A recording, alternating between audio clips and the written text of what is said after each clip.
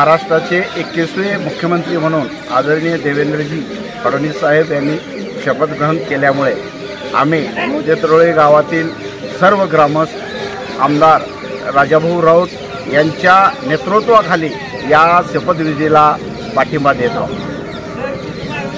आणि त्यांच्या राजाभाऊंच्याच नेतृत्वाखाली या गावचा विकास आणि या भागाचा विकास केला जाईल आणि सरकारच्या वतीनं त्यांना पूर्ण पाठिंबा मिळेल अशी अपेक्षा व्यक्त करून मी आमच्या गाववाल्यातर्फे मौजे तरोळ या गावातर्फे CM साहेबांना नवीन CM साहेबांना शुभेच्छा देतो.